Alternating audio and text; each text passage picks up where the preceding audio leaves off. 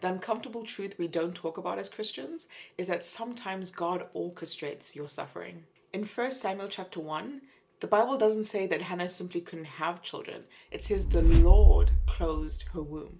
And it's here when we have to realize that God is sovereign. It means that nothing unfolds without his knowledge, without his authority. So when Hannah suffered from childlessness, it was under the authority of God.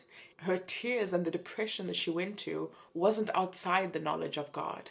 And we learn that in Samuel 1, God allows suffering because his will stretches beyond our moment of pain. You see, Hannah had been waiting years for a son, but God had been waiting decades for a prophet. God was looking for someone who would belong to him completely, someone who would commit their will and their mission solely to the purposes of God. That is what is called a Nazirite in the Bible. And we can see that God was looking for this because he tried this with Samson. Samson was a Nazirite. We know this because he never cut his hair. But Samson chose his own pleasures over the will of God. And God had to enact his will despite Samson, not because of Samson.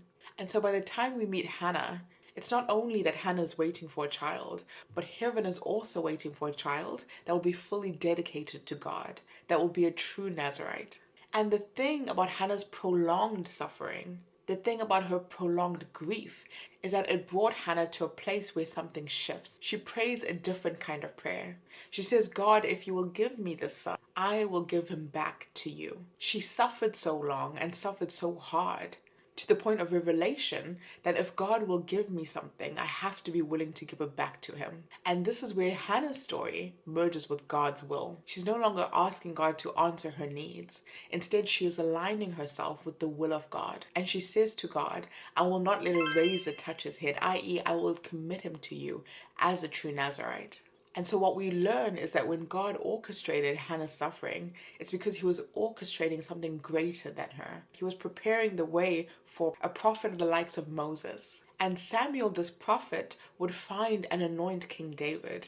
King David is a man from whose line comes Jesus Christ. The delay of God wasn't the absence of God.